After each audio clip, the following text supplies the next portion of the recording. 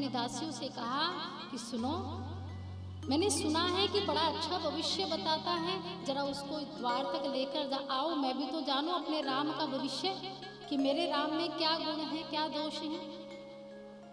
अब जैसे ही महादेव जी को लिवा कर लेकर आए, कौशल्या ने आसन दिया, भोजन करवाया, बिठाया। तब तक कौशल्या अकेली थी, गोद में राम नहीं थे। तब कौशल्या ने कहा कि महाराज, आज मैं अपने बेटे को अभी लेकर आती हूँ, तो आप मेरे बेटे का हाथ देखकर बताइए कि इसका भविष्य कैसा होगा, इसमें क्या गुण होंगे, इसमें क्या दोष होंगे। तब वो भगवान के महादेव जी के सामने लेकर आई माता कौशल्या भगवान श्री राम को, और जैसे ही गोदी में लेकर आई, महादेव जी के अभी नेत्र बंद थे, प्रभु के आने के बाद नेत्र तुरंत खुल गए। महादेव जी ने भगवान को देखा तो धन्य हो गई ये अखियां, जो जन्मों जन्मों तक प्यासी थी इस दर्शन की, जिस बाल रूप को देखने के लिए ब्रह्मा आदि देवता भी तरसते हैं। आज ये दर्शन इस रूप में शिवत्व को त्याग करने के बाद जो शिव जी को प्राप्त हुए, इस सौभाग्य को बार बार धन्यवाद कर रहे थे महादेव जी। आज मृत्यु लोक में महादेव जी कैसे आए? साधारण मनुष्य बनकर आए। कैसे मनुष्य? हम जैसे मनुष्य, हम जैसे पुरुष बनकर आए, तब राम के दर्शन सुलभ हुए। तो इसके कहने का तात्पर्य क्या है कि हमसे श्रेष्ठ कोई नहीं है, हमसे श्रेष्ठ कोई नहीं है।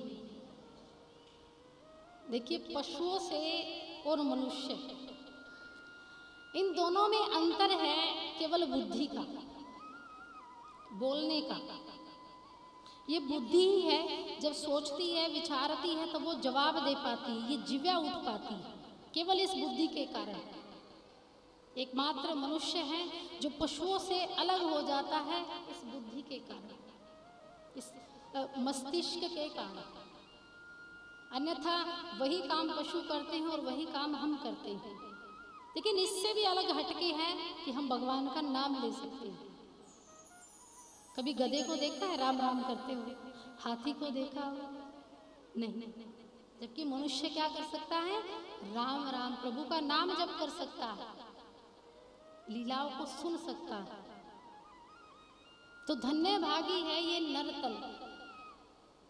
और जीते जी तो देखिए, इस नरतन का कुछ आप सदुपयोग कर सकते हैं, लेकिन मरने के बाद तो इस शरीर की खाल का कुछ काम भी नहीं है कुछ काम। अब देखिए, पशुओं की खाल तो कुछ काम भी आ जाती है? घोड़े की खाल, जो त्वचा है, बकरे की जो छाल है, वो ढोलक बनाने के भी काम आ जाती है। लेकिन हमारी खाल को अगर कोई बाजार में बेचना चाहे तो वो कौड़ी के भाव भी नहीं बिकेगी। कोई नहीं खरीद, कोई ग्राहक नहीं है इसे खरीदने वाला। मृत्यु के बाद, ये मृत्यु के बाद की बात है कि बाजार में इसका कोई मूल्य नहीं। मूल्य कब है? कि जब इसमें ये सूक्ष्म जीव अभी बाकी है, ये आत्मा जब तक बाकी है तब तक इसका मूल्य है। अरे मरने के बाद तो व्यक्ति राम राम भी नहीं बोल पाता, बोलना भी चाहे लाख बार। मरते हुए को कुछ व्यक्ति एक आधा ऐसा हो जाता है जो ज्यादा ही प्रेम करता है, बार बार हिलाता है कि बोलो राम, बोलो राम, बोले राम। अब बोलो राम कहाँ से हो गया जब हो गया इसका काम। अब जीते जी तो कभी राम बुलवाया नहीं है, मरने के बाद राम बुलवा रहे हो हैं, तो अब क्या मिलेगा? तो जो भी करना है जीते जी ही करना। हाथ का सदुपयोग करना है या आंखों का करना है या कानों का करना है या इन पैरों का करना है, तो जीते जी कर लो। मरने के बाद कोई पूछने वाला नहीं है। मरने वाले तो 2 घूंट चाय की पी के चले जाएंगे, और उसमें भी कमी निकाल कर चले जाएंगे कि अदरक नहीं थी, कि अच्छी चाय नहीं थी। तो सोचो कैसा है ये शरीर, ये क्या करवा देता है मनुष्य से। सम्मान भी यही करवाएगा, आदर भी यही कराएगा और निरादर भी यही करवा देता है। एक मरने की अवस्था ऐसी होती है कि मनुष्य को पता लगता है कि समाज मेरे साथ था या मेरे से दूर या मेरे खिलाफ था। वो समय जीते जी भले ही आपके साथ ये कहते कि तू चिंता मत कर, मैं तेरे साथ हूँ, बुरा वक्त आएगा तब भी मैं तेरे साथ हूँ, लेकिन जब बुरा सच में बुरा वक्त आता है और फोन करने की बारी आती है तो फोन भी स्विच ऑफ आता है, फोन भी नहीं जाएगा, तब पता लगता है कि कौन है अपना। इसलिए मृत्यु बुरी नहीं है। मृत्यु कहाँ से बुरी है? कौन कहता है कि मृत्यु गलत है? आनी नहीं चाहिए, आनी चाहिए, क्योंकि वही तो हमें बताएगी कि हमारे साथ कौन है, हमारे लिए कौन जी रहा है। प्रभु ने सृष्टि की रचना की है तो बड़ी सोच समझ कर की है। हम जब जीवन जीते हैं तो लाखों गलतियां कर देते हैं, लेकिन प्रभु ने जब इस जीवन को बना, इस सृष्टि का निर्माण किया, इस ब्रह्मांड का निर्माण किया, तो एक बड़ी तो छोड़िए, एक छोटी सी गलती भी नहीं की। बड़ी गलती तो बाद में, एक हल्की सी छोटी सी भी गलती कहीं छोड़ी हो, विचार करके देखिए, कहीं भी कहीं भी। तो क्या हम इतना किताबों को पढ़ने के बाद भी इतने बड़े बड़े साइंटिस्ट और वैज्ञानिक बन जाते हैं, तो क्या उनके सामने जो अपना किया हुआ परीक्षण है, जो अपना किया गया कार्य है, क्या उनसे सर्वश्रेष्ठ है? क्या उनसे उत्तम है? फिर कौन कहता है कि भगवान होते नहीं हैं? एक बार दो मित्र थे और अक्सर लोगों की आदत होती है तर्क वितर्क करने की, और जब कोई ब्राह्मण आ जाए या कोई ज्ञानी व्यक्ति आ जाए, हो सकता है आपको जो ज्ञान है वो दूसरे को ना हो, और ये भी हो सकता है कि दूसरे को जो ज्ञान हो वो आपको ना पता हो, ये संभव है। लेकिन इसका मतलब ये नहीं है कि आप दूसरे के सामने ज्ञान को सामने रखकर बहस करें। तो वैसे दो मित्र थे, अब बात आई, अब दोनों के मन में ये बात आई कि आज हम देखना चाहते हैं कि इतना बड़ा संसार भगवान ने बना दिया, ये प्रकृति को भगवान ने बना दिया, तो कहीं ना कहीं गलती तो भगवान से भी हुई होगी, कहीं ना कहीं थोड़ी बहुत तो गलती छोड़ी ही होगी। अब दोनों मित्र एक कॉपी लेकर गए और एक पेन लेकर गए। आज ढूंढने निकले हैं भगवान की गलतियां। क्या ढूंढने निकले हैं? भगवान की गलतियां, कि आज हम कॉपी में नोट करेंगे कि भगवान ने कहाँ कहाँ कौन कौन सी गलती की है। अब जैसे ही आगे की तरफ बढ़े तो एक खेत पर पहुंचे। अब खेत में लगी थी कद्दू की बेल। क्या लगी थी? कद्दू। कद्दू क्या होता है? पेठा। अब पेठे की बेल, आपने देखा है जो पेठे की बेल होती है ना वो पतली होती है और पेठा इतना बड़ा। बेल तो बिल्कुल पतली सी होती है, लेकिन जो फल होता है वो बड़ा होता है। अब मित्र ने कहा जल्दी से कॉपी निकालो और लिखो पहली गलती भगवान की। इतनी पतली सी बेल, इतनी हल्की सी बेल और इस पर इतना बड़ा फल, तो कितनी बड़ी गलती की है भगवान ने, इसको नोट करो। अब दूसरे ने नोट कर ली। अब जैसे ही गलतियां निकालते जा रहे थे, कुछ नोट की, लिखा, कुछ आगे बढ़े, तो आम के वृक्ष के नीचे थक कर लेट गए। अब आम के नीचे जैसे ही लेटे, आम का फल देखा तो बोला कॉपी निकालो। बोले क्या हुआ? ये देखो कितनी बड़ी गलती की है, इतना बड़ा आम का वृक्ष और इतना छोटा सा फल। अब होना क्या चाहिए?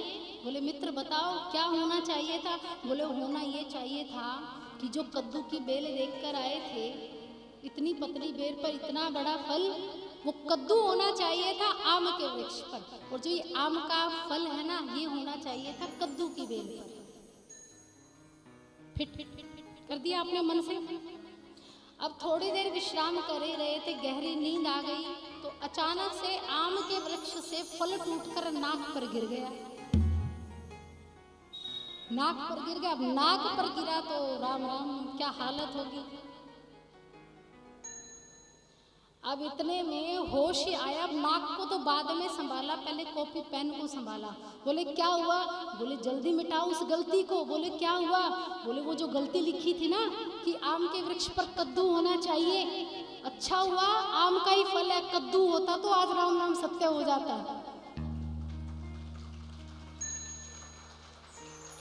अच्छा हुआ आम का ही फल था, छोटा था, अगर कद्दू होता तो आज हम जिंदा ना हो। तब एहसास हुआ कि भगवान कोई गलती नहीं करते, सब करते हैं, ठीक करते हैं। तो इस मामले में कभी किसी के साथ तर्क वितर्क मत कीजिए, बहस मत कीजिए कि भगवान ने ये किया है, ये नहीं किया, शास्त्र गलत लिखे हैं, वेद पुराण गलत लिखे हैं, भगवान ने ऐसा कहा है, ऐसा कहाँ होता है। अरे वो चाहे तो कुछ भी हो सकता है, हम चाहे तो जो चाहना चाहते हैं वो भी नहीं होता। तो उसकी मर्जी पर, उसकी दी हुई कलम पर, उसके लिखे हुए बातों पर कभी किसी को संदेह नहीं करना चाहिए। वो जो भी करते हैं अच्छा करते हैं। तो ये अच्छा उदाहरण था। अब मानव शरीर को देखिए कैसा भगवान ने शरीर बनाया। ये तो अच्छा है, बाहर से इतनी सुंदर चमड़ी लपेट दी है, अन्यथा पक्षी हमें छोड़ते नहीं, नोच नोच कर खा जाते। तो बाहर से कितना सुंदर बनाया है वो। तो यहाँ महादेव जी जब अवध की नगरी में गए, काकभूषुंडी जी को साथ लेकर गए, माता कौशल्या को देखा, भगवान के रंग रूप को देखा, तो आज ऐसी अश्रुधारा बही, आंखों से ऐसे आंसू बहे कि भगवान श्री राम बोले, प्रभु आप क्यों रो रहे हैं? बोले प्रभु जो आपका बाल रूप देखा ना, जब कृष्ण अवतार में देखा तब भी मैं खूब रोया था कैलाश की भूमि पर आकर कि मैं कितना बड़ा सौभाग्यशाली हूँ कि आज मैंने कैलाश की भूमि से अपना दया भाव छोड़ दिया और आज मैंने अपना शरीर का ये तत्व भाग भी छोड़ दिया और आज ये मनुष्य देह जब प्राप्त की तो कितना भाग्यशाली है ये मनुष्य। और वही आज मैं भाग्यवान बन गया, इस मनुष्य देह पाकर मैं आपके दर्शन कर पाया, मैं बड़ा भाग्यशाली हूँ। भगवान का हाथ माता कौशल्या ने आगे किया और महाराज को कहा, महाराज बताइए मेरे बेटे का भविष्य कैसा होगा। अब भगवान देख रहे महादेव जी मुख की तरफ कि मुख से नजर हटे तो हाथ की तरफ देखूं। बताने लगे महादेव जी कि माता संसार में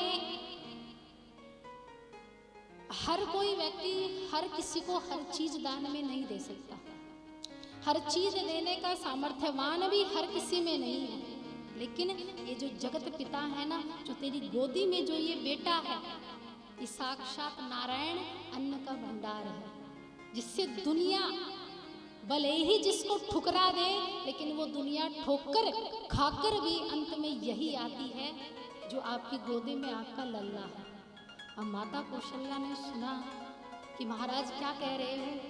अब रामचंद्र जी इशारे में बात कर रहे हैं कि महाराज क्यों पूरी पोल खोल रहे हो, क्यों पूरी पोल खोल रहे हो, अभी बता दोगे कि मैं भगवान हूँ, मैं नारायण हूँ। महादेव जी ने कहा माता गलती हो गई, जुबान फिसल गई। मैं कहना ये चाहता था कि आपका बेटा महान दानियों में श्रेष्ठ होगा, नारायण जैसे इसमें गुण है, जैसे नारायण में गुण है वैसे ही गुण तेरे बेटे में है। तो ये गुण बताकर माता कौशल्या ने कहा दोष भी बताइए। तब महादेव जी ने कहा मैया इसमें दोष कुछ नहीं है, बस ये इसमें तो ऐसा गुण है कि अगर कोई दोष भी संपर्क में आ जाए तो वो भी गुण में बदल जाए, इतनी सामर्थ्यता है तेरे पुत्र में। तो महादेव जी ने भविष्य बताया और भगवान के दर्शन किए और वापिस अपने कैलाश की भूमि में आ गए। अब यहाँ एक बार माता कौशल्या, उनका एक नियम था, भगवान को प्रातः का समय था, दुग्धपान करवाया, और भगवान सो गए और सुलाकर पालने में माता कौशल्या ने लेटा दिया। अब माता कौशल्या ने सोचा कि अब सो गए हैं, लल्ला सो गया है, तो ऐसा करती हूँ अब थोड़ा स्नान कर लेती हूँ और फिर प्रभु को भोग लगाऊंगी, स्नान करवाऊंगी, उनकी सेवा। नित्य प्रतिदिन वो नारायण भगवान की सेवा किया करती थी माता कौशल्या। ये ब्रह्म मुहूर्त में उठती, भगवान की पूजा अर्चना करती, फिर बाद में भोजन करती थी, पहले भगवान को भोग लगाती थी। भगवान जैसे ही श्री रामचंद्र जी को पालने में लेटाया और ब्रह्म मुहूर्त के समय माता कौशल्या उठी, स्नान किया, मंदिर को साफ किया और मंदिर में जैसे ही बैठी उसी समय भगवान जग गए, भगवान श्री राम जग गए। तब माता उठी और भगवान को थपकी देकर सुलाकर वापस मंदिर में आ गई। अब वहाँ रामलला सरकार को सुलाकर आई थी, भगवान को सुलाकर आई थी, थपकी देकर आई थी, यहाँ वापिस आई, भोजन बनाया, पूजा की, तुलसी दल। आज माता कौशल्या ने भगवान नारायण के लिए बनाया था हलवा। क्या बनाया था? हलवा। और जैसे ही हलवा डाला, तुलसी दल रखा तो मंदिर में रख दिया कि भगवान भोग लगा लेंगे। अब रसोई घर से वापस आई तो देखा भगवान हलवा खा रहे थे। जिस रूप को आज माता कौशल्या पालने में सुलाकर आई थी, वही रूप मंदिर में बैठकर क्या कर रहे थे? हलवा खा रहे थे। भगवान एक ही है, लेकिन रूप कितने बनाए? दो रूप बनाए। माता कौशल्या ने देखा कि मेरा लल्ला क्या खा रहा है? हलवा खा रहा है, लेकिन ये यहाँ कैसे हो सकता है? मैं तो इसको अभी यहाँ वहाँ सुलाकर आई हूँ। इतने में उठकर गई तो देखा लल्ला पालने में सो रहा था। पालने से दौड़कर आई तो लल्ला मंदिर में भोजन कर रहा था। अब माता की बुद्धि चकरा गई, माता की बुद्धि चकरा गई। यहाँ उहाँ दुही बालक देखा, मति भ्रोम मोर की आन विशेषा, कि यहाँ भी राम है, वहाँ भी राम है, ये दो राम कैसे हो सकते हैं? आज माता की जो बुद्धि थी, आज वो दिक्क भ्रमित हो गई, अपनी जगह से हट गई। और जैसे ही माता कौशल्या ने भगवान श्री राम को हलवा खाते देखा, भगवान समझ गए कि मैया को भ्रम हो गया है। तो उसी समय भगवान श्री राम मुस्कुराने लगे, हलवा खाते खाते मुस्कुराए। तब माता कौशल्या जब भगवान के नजदीक गई, द्वापर में माँ यशोदा को दर्शन हुए थे कृष्ण के मुख में। किसके? ब्रह्मांड के दर्शन। भगवान ने जब ब्रज की रज को अपने मुख में रखा, मिट्टी को अपने मुख में रखा, तब माँ यशोदा ने पूछा, कन्हैया क्या तुमने मिट्टी खाई है? बोले नहीं मैया। बोले सच सच बता, तूने मिट्टी खाई है? बोले तो मुख खोल। माँ यशोदा ने मुख खुलवाया तो भगवान के मुख में समस्त ब्रह्मांड, नदियाँ, तालाब, झरने, पर्वत, पठार, मैदान, क्षीर सागर, गंधर्व, निशाचर, हर रूप का दर्शन माँ यशोदा ने भगवान के मुख में किया। और वही दृश्य आज कौशल्या ने हलवा खाते हुए भगवान श्री रामचंद्र के मुख में किया। भगवान हलवा खा रहे हैं, मुंह चला रहे हैं, और जैसे ही मुख के अंदर माँ कौशल्या की नजर गई तो देखा समस्त ब्रह्मांड, ब्रह्मादि ब्रह्मा वेद लिख रहे हैं। भगवान श्रीमन नारायण शेषनाग पर बैठे विश्राम कर रहे हैं। स्वर्ग नर्क दोनों किसके मुख में हैं? रामचंद्र के मुख में है। वो बुद्धि जो पहले भ्रमित हो गई थी, अब माता को चक्कर आ गया कि जैसे यशोदा को आया था ना। लेकिन भगवान श्री कृष्ण चंचल हैं, उन्होंने तो माता को बहका दिया कि माता तू बूढ़ी हो गई है, उस समय भी वृद्धावस्था थी जब माता यशोदा को भगवान मिले, और अब भी वृद्धावस्था है जब माता को भगवान श्री राम मिले। आज माता कौशल्या की बुद्धि चकरा गई कि लाला तेरे मुख में इतना बड़ा ब्रह्मांड, ये पूरा संसार, ये पूरा जीव जगत, जैसे ही मुख की तरफ देखने लगी माँ कौशल्या को थोड़ी देर के लिए मूर्छा आ गई, और जैसे ही मूर्छा आई उसी समय भगवान अंतर्ध्यान हो गए। तब पालने में जाकर देखा तो लाला सो रहा था। झट से उठी माँ कौशल्या और प्रभु को आलिंगन किया, प्रेम से हृदय से लगाया, भूल गई जो हुआ था। ये लीला भगवान ने माँ कौशल्या के साथ की। बोलिए सियावर रामचंद्र भगवान की। इस प्रकार कुछ दिन बीत गए और भगवान अब कुछ बड़े हुए तो राजा दशरथ ने वशिष्ठ ऋषि को बुलाया नामकरण करने के लिए। माता कौशल्या भगवान श्री राम को लेकर आई। नामकरण चारों भाइयों का किया गया। भगवान राम सावले रंग के थे, सावरिया थे, और कौशल्या के पुत्र थे। और जैसे ही भगवान श्री राम को वशिष्ठ ऋषि ने देखा और कहा कि ये आनंद और सुख के राशि हैं, इसलिए इनका नाम रखा जाएगा राम। फिर बारी आई शत्रुघ्न की। शत्रुघ्न को देखकर वशिष्ठ ऋषि ने कहा कि जिसके सामने शत्रु कभी टिक नहीं पाएगा, जिसको युद्ध में कोई हरा नहीं पाएगा, उसका नाम रखा गया शत्रुघ्न। किसके पुत्र थे शत्रुघ्न? सुमित्रा। दो पुत्र थे, लक्ष्मण और शत्रुघ्न। अब लक्ष्मण की बारी आई तो लक्ष्मण के विषय में कहा कि जो शुभ लक्षणों के धाम हैं, राम के प्यारे हैं, और जो ये पृथ्वी, ये पूरा जगत जिसके ऊपर टिका हुआ है, उस पुत्र का नाम रखा जाएगा लक्ष्मण। अब कौन रह गए? भरत। केकई। तो केकई भरत जी को लेकर आई। भरत जी का जो संसार का भरण पोषण करेगा, जिसके नाम से इस पवित्र ऋषि मुनियों की धरती का नाम भारत रखा जाएगा, उस केकई पुत्र का नाम भरत होगा। ये वशिष्ठ ऋषि ने नामकरण किया। और चारों पुत्रों का नामकरण वशिष्ठ ऋषि ने जब किया तो आज धन्य हो गई तीनों माताएं। वशिष्ठ ऋषि का आदर सम्मान किया, दक्षिणा दी और उनको विदा किया। एक बार विश्वामित्र हैं राजा दशरथ के गुरु।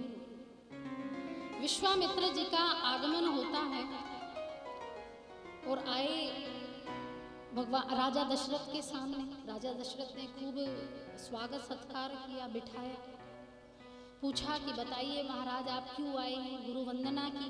तो विश्वामित्र ने कहा कि मुझे आपसे कुछ काम है। तो राजा दशरथ ने कहा कि गुरुजी आप कष्ट उठाकर आए तो आप मुझे बुला लेते, मैं आपके समीप आ जाता, मैं आपके पास दौड़ा दौड़ा चला आता, आप आज्ञा दीजिए।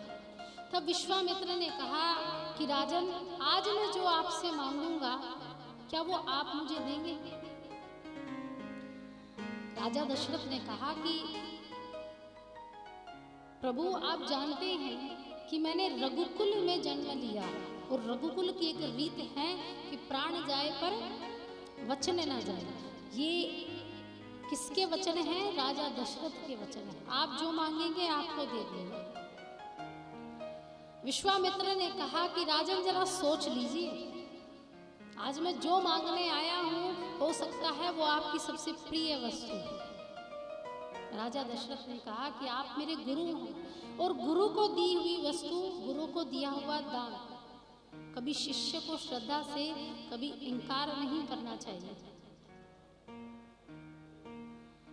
विश्वामित्र से पूछा राजा दशरथ ने कि बताइए महाराज क्या चाहते हैं? तब विश्वामित्र ने कहा कि राजन, मुझे राम और लक्ष्मण चाहिए। कौन चाहिए? राम और लक्ष्मण चाहिए। राजा दशरथ को ठीक से सुनाई नहीं दिया। उनको लगा कि हो सकता है कानों को धोखा लग गया होगा। पूछा महाराज दोबारा बताइए कि क्या चाहिए, मांगिए। तब विश्वामित्र ने कहा कि राजन, मैं आपसे आपके दोनों प्रिय पुत्र राम और लक्ष्मण चाहता हूँ। क्या चाहता हूँ? राम और लक्ष्मण। झोली फैलाई विश्वामित्र ने कहा कि मुझे दान में दे दीजिए। राजा दशरथ ने कहा कि गुरुजी, इस अवध की पूरी संपत्ति ले लीजिए, ये पूरा अवध ले लीजिए, अयोध्या नगरी ले लीजिए, लेकिन मुझसे मेरे प्राण मत मांगिए, मुझसे मेरे राम मत मांगिए। विश्वामित्र ने कहा कि राजन, अभी तो बड़ी बड़ी बातें कर रहे थे कि रघुकुल रीत सदा चली आई, प्राण जाए पर वचन न जाए। कहाँ गए आपके वचन? आप तो वचन देने में भी दृढ़ हैं और पूरा करने में भी दृढ़ हैं। अब मैंने जो मांगा है वो आपको देना ही पड़ेगा। राजा दशरथ ने चरणों में गिर गए विश्वामित्र के और कहा, महाराज, मुझसे मेरे प्राण, मेरे जीव, ये आत्मा मत मांगिए। राम मेरे प्राण, आप कहो तो मैं भरत शत्रुघ्न को भेज देता हूँ, आप उनसे अपना काम करवा लीजिए। बोले नहीं, जो काम राम और लक्ष्मण कर सकते हैं वो काम भरत और शत्रुघ्न नहीं कर सकते, ये जगदीश्वर का काम है। बार बार राजा दशरथ विनती करने लगे विश्वामित्र जी से, लेकिन विश्वामित्र जी हठ करने लगे कि मैं जाऊंगा तो यहाँ से राम लक्ष्मण को लेकर ही जाऊंगा, चाहे इसके लिए मुझे कुछ भी करना पड़े। अब एक गुरु ने हठ की है शिष्य के सामने। राजा दशरथ रोने लगे। क्यों? क्योंकि प्राण है राम, किसके? दशरथ के। कहा, महाराज, एक तो इतने दिनों बाद संतान मिली, अभी तो बचपन भी नहीं मेरे बेटों ने बिताया है, पिता का सुख भी नहीं लिया है, पिता का प्रेम भी नहीं लिया है, और आप मुझे दान स्वरूप में बेटे मांगने आ गए। कैसे दे दूं मैं अपने प्राण? ये भले ही वो परमात्मा मेरे प्राण ले ले, लेकिन मेरे पुत्र मैं आपको नहीं दे सकता। आप कहे, पहले राजा दशरथ ने विश्वामित्र जी से पूछा कि आपको काम क्या है, पहले ये बताइए। तब विश्वामित्र ने कहा कि जिस जंगल में मैं रहता हूँ, जिस स्थान पर रहता हूँ, जब मैं हवन यज्ञ करने बैठता हूँ तो बड़े भारी भारी पापी दुराचारी, ये निशाचर, ताड़का, शंबासुरी आते हैं और मेरे यज्ञ को खंडित कर जाते हैं। मांस मदिरा